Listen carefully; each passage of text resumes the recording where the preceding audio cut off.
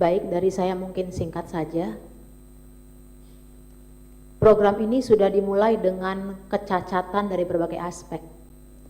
Cacat secara regulasi, cacat secara desain, cacat secara tujuannya. Tidak sesuai dengan apa yang tercantum dalam Asta Cita Presiden Prabowo Gibran. Jadi kalau ditanya soal exit plan, mari kita berhitung di atas meja.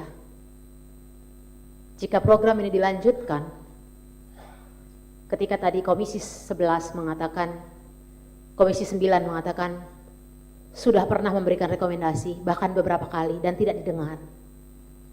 Berarti ada probabilitas yang cukup tinggi ketika nanti mungkin inisiatif apapun yang lahir, entah itu panja atau apapun, juga tidak didengar. Mari kita berhitung di atas meja, apa resiko yang mungkin timbul, dan mari kita berhitung sampai ke resiko yang terburuk. Ketika program ini dihentikan total, dan ketika program ini dijalankan tetap, tanpa melakukan rekomendasi.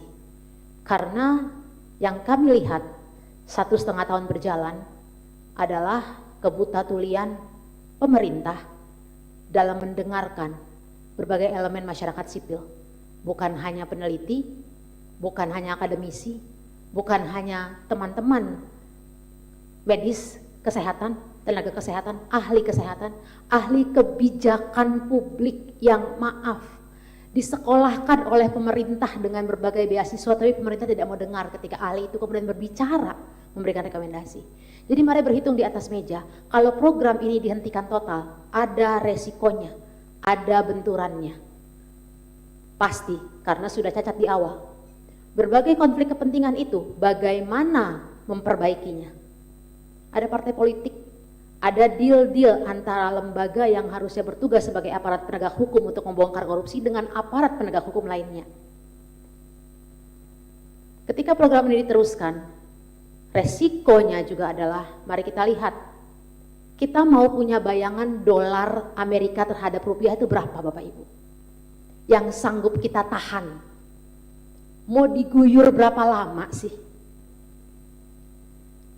Karena kita bicara efek psikologis, fundamental jelek, psikologis jelek, trust gak ada. Tadi Bapak Charles juga sudah berulang-ulang mengatakan itu.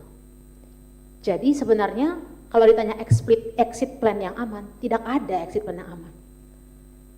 Either you stop this with the consequences, either you go with it also with the consequences. Dan jangan berpikir bahwa tidak akan ada titik kulminasi rakyat. Karena kalau ekonomi seperti ini semakin bertambah berat, saya mewakili perempuan. Perempuan ada di titik paling rentan akan kondisi ekonomi yang semakin buruk. Anak perempuan juga ada di dalam kondisi yang paling rentan. Ketika dihadapkan pada pilihan harus menyekolahkan anak yang mana ya, yang laki-laki atau yang perempuan? Di dalam kondisi ekonomi yang sangat buruk.